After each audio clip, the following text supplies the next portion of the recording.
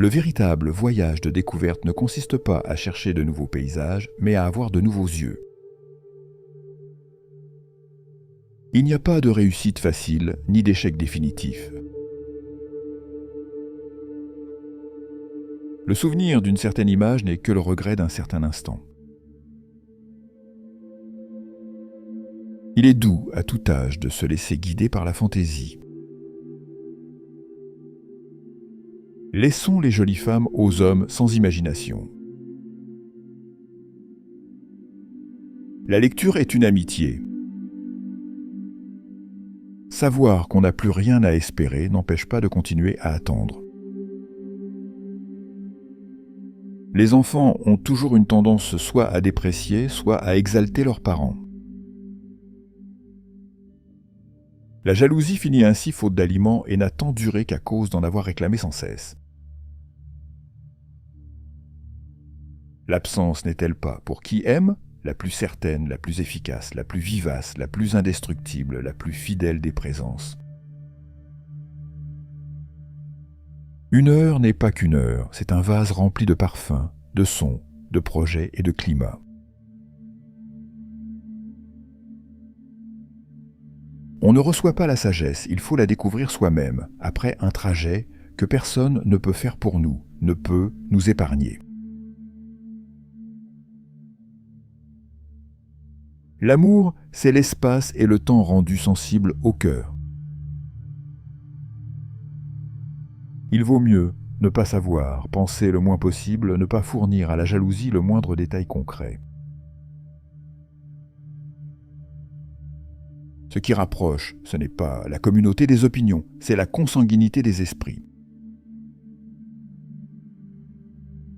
Il vaut mieux rêver sa vie que la vivre, encore que la vivre, ce soit encore la rêver. L'habitude est une seconde nature, elle nous empêche de connaître la première dont elle n'a ni les cruautés ni les enchantements. Il n'y a que les femmes qui ne savent pas s'habiller, qui craignent la couleur. On peut être éclatante, sans vulgarité, et douce, sans fadeur. La maladie est le plus écouté des médecins. À la bonté, au savoir, on ne fait que promettre. On obéit à la souffrance.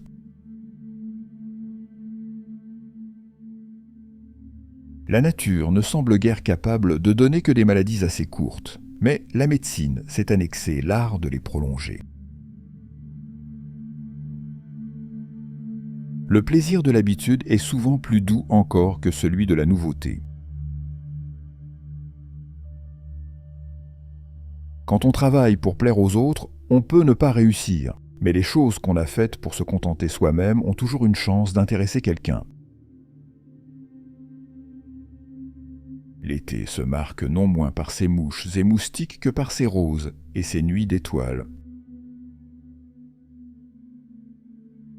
Les plats se lisent et les livres se mangent. L'instinct dicte le devoir et l'intelligence fournit des prétextes pour l'éluder. Nous sommes tous obligés, pour rendre la réalité supportable, d'entretenir en nous quelques petites folies. Le seul véritable voyage n'est pas d'aller vers d'autres paysages, mais d'avoir d'autres yeux. La souffrance est une sorte de besoin de l'organisme de prendre conscience d'un état nouveau qui l'inquiète, de rendre la sensibilité adéquate à cet état. Les gens du monde ont tellement l'habitude qu'on les recherche que, qui les fuit, leur semble un phénix et accapare leur attention. Nos désirs vont s'interférant et, dans la confusion de l'existence, il est rare qu'un bonheur vienne justement se poser sur le désir qu'il avait réclamé.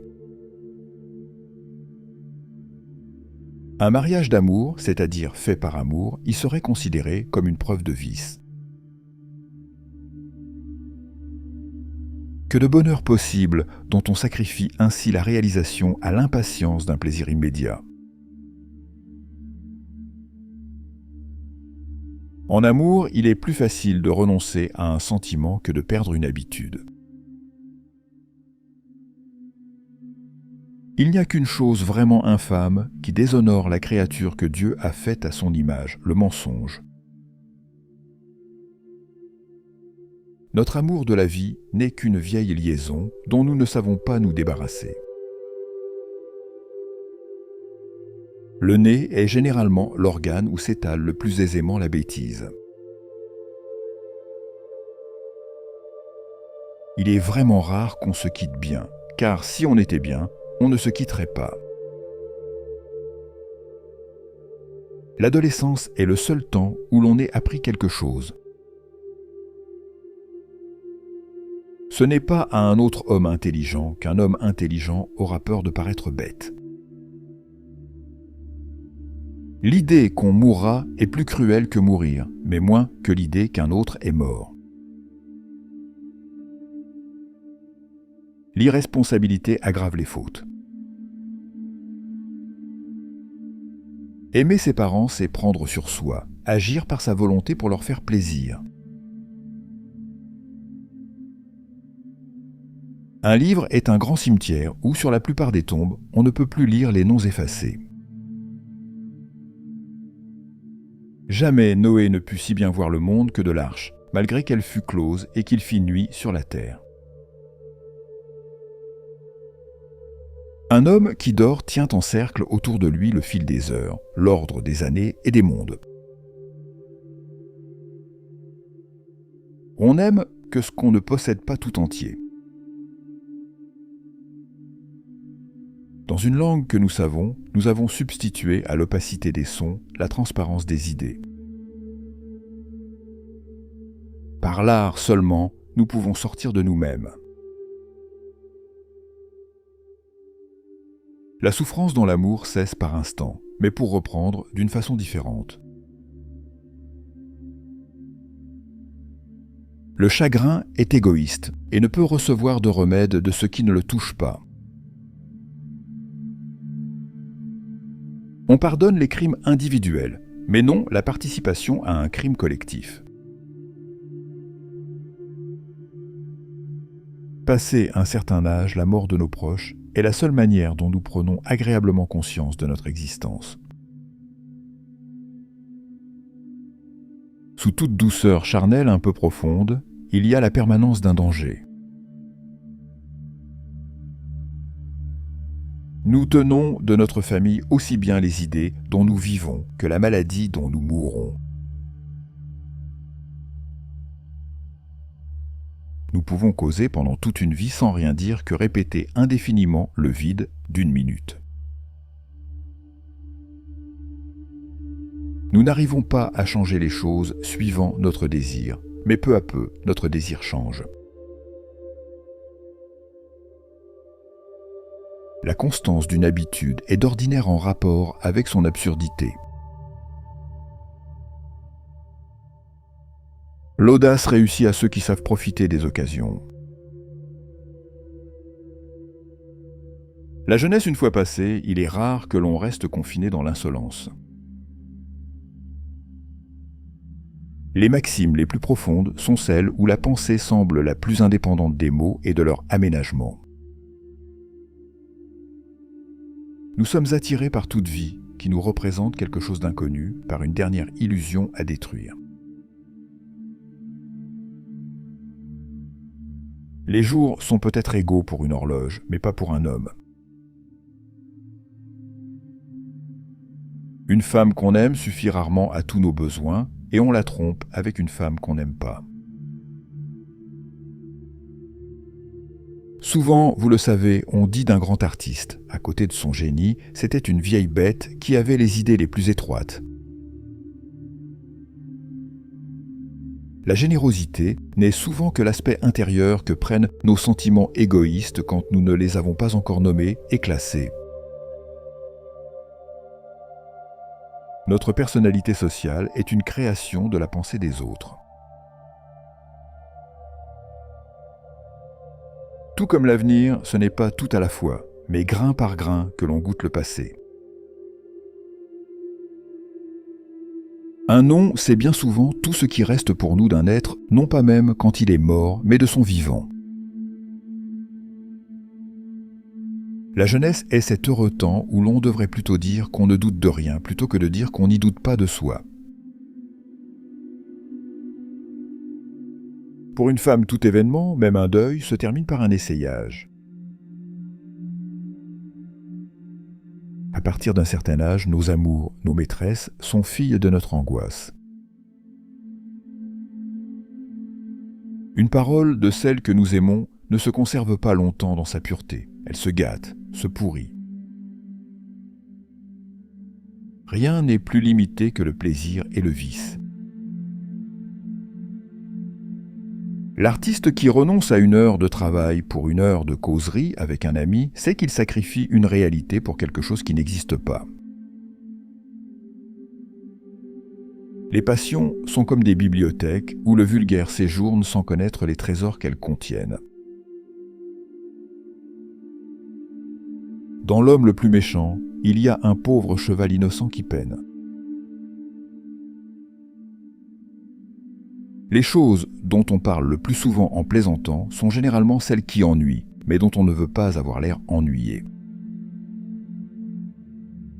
On est impuissant à trouver du plaisir quand on se contente de le chercher. Les paradoxes d'aujourd'hui sont les préjugés de demain.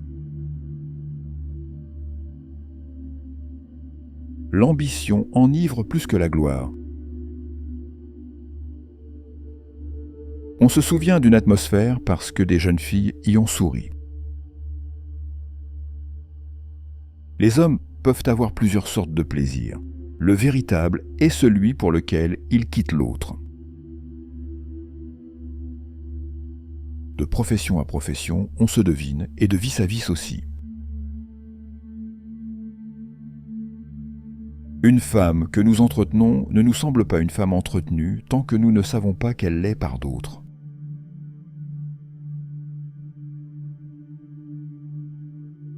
Cela fait souvent de la peine de penser.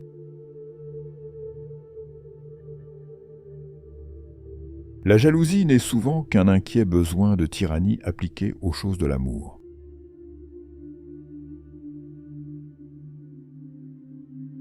Les vivants ne sont que des morts qui ne sont pas encore entrés en fonction. Nous ne savons jamais si nous ne sommes pas en train de manquer notre vie. L'univers est vrai pour nous tous et dissemblable pour chacun.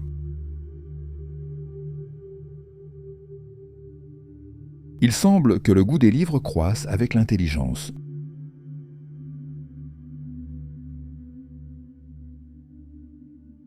Mort à jamais, qui peut le dire?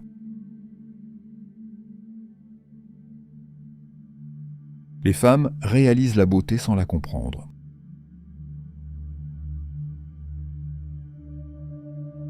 On ne peut regretter que ce qu'on se rappelle. De ce que les hommes médiocres sont souvent travailleurs et les intelligents souvent paresseux, on n'en peut pas conclure que le travail n'est pas pour l'esprit une meilleure discipline que la paresse.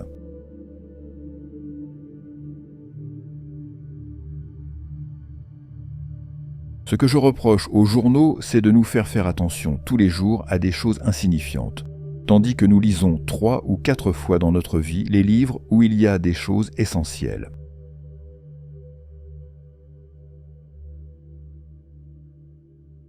Presque tous nous fauchons en herbe les biens qui nous auraient été de riches moissons.